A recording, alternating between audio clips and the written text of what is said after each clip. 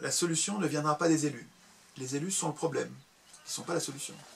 La solution ne viendra pas des élus. Les élus vont détester l'idée démocratique. Les élus savent bien que leur démocratie, ça n'en est pas une.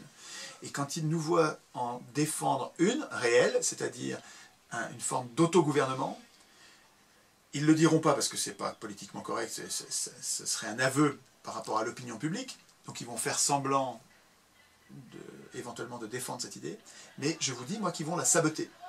Les élus vont saboter l'idée démocratique, c'est-à-dire le tirage au sort en politique, le fait que ce soit le peuple qui écrive lui-même la Constitution. Les élus vont haïr cette idée. Les médias qui sont possédés par les riches et qui font partie du système de domination vont détester l'idée. Les industriels et les banquiers vont détester l'idée. L'idée démocratique, l'idée plus que démocratique, l'idée des ateliers constituants populaires, elle va avoir contre elle tous les pouvoirs.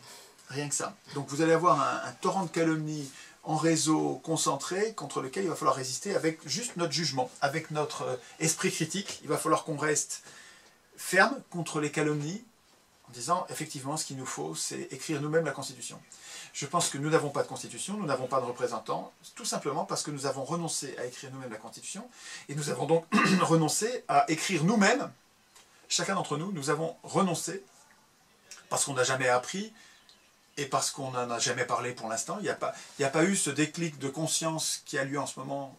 Autrefois, il n'a pas eu lieu. Bon, là, il a lieu, et l'Internet nous donne le moyen de l'éducation populaire qui permet de nous affranchir. On n'a pas besoin des médias, on n'a pas besoin des élus, on n'a pas besoin des riches. Entre nous, avec l'Internet, nous pouvons organiser une éducation populaire, c'est-à-dire une contagion entre nous pour nous passer le mot. Ce n'est pas aux hommes au pouvoir d'écrire les règles du pouvoir, ce n'est pas aux élus d'écrire la Constitution, c'est aux simples humains d'écrire, de penser leur constitution et de la vouloir, de se rendre capables d'écrire et donc de lire, donc de juger, donc de critiquer, donc de protester quand quelque chose ne va pas dans le processus constituant.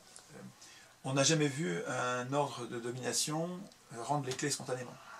C'est Frédéric Lordon qui dit ça comme ça, et je trouve la formule est parfaite. Et donc ça n'arrivera pas comme ça, ce ne sont pas les élus qui nous donneront le pouvoir, qui nous rendront le pouvoir. Donc ça, un peu comme un adolescent ne demande pas à ses parents s'il peut s'en aller, s'il peut s'émanciper.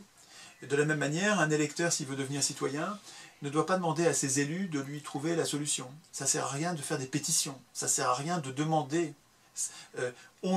Les élus, nos maîtres du moment, ceux qui décident tout à notre place, ne nous donneront jamais notre liberté, notre émancipation.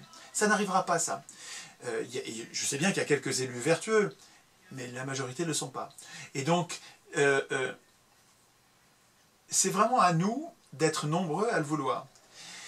Et si on arrive à ça, c'est pour ça que je défends l'idée des ateliers constituants, c'est-à-dire qu'il faut que nous fabriquions, il faut que nous organisions, chacun individuellement, des ateliers, ça peut être à 2 ou 3 personnes, où nous réfléchissons non plus des sujets qui nous sont imposés par les médias, mais de ce sujet central qui est notre Constitution.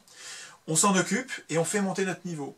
Et à chaque fois qu'on s'en occupe, on essaye de faire venir un voisin, un ami, un parent, un nouveau qui ne connaît pas pour le contaminer, rendre le truc contagieux. Et que lui-même, à son tour, se mette à faire des ateliers constituants en invitant à nouveau des inconnus ou des gens connus mais qui ne sont pas encore, qui n'ont pas compris le truc, de façon à ce que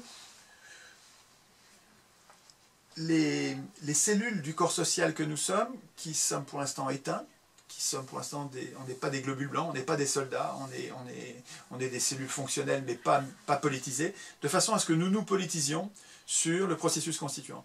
Et si on a fait ça discrètement, on n'est pas obligé d'en parler, hein, et petitement, à petite échelle, à 2 ou 3, si on fait ça, et à travers les pays, partout sur Terre, c'est comme des graines qui attendent le printemps, le jour où ça va péter, je ne sais pas où, je ne sais pas comment, peu importe, ça m'est égal, je n'ai pas besoin de savoir ça.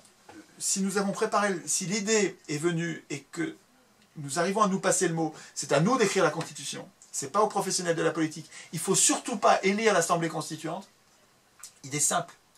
Si cette idée a bien germé, s'est bien répandue, le jour où ça germera partout, Et si on est des millions, la police ne tirera pas sur des millions de personnes. La police, elle tirera sur une émeute, elle ne tirera pas sur des milliers, des dizaines de milliers, mais pas des millions. Des millions de personnes, la police, en plus, le processus constituant, il peut se développer dans la police et dans l'armée. Les militaires sont des humains qui ont besoin d'être protégés contre les abus de pouvoir comme nous. Et donc l'appétence au processus constituant, elle va se développer aussi chez les militaires, chez les juges, chez les avocats, chez tous les humains. Il me semble que tous les humains ont ce potentiel de germination. Et la police, l'armée ne tireront pas. Et ça pourra se faire pacifiquement si on a bien préparé le truc.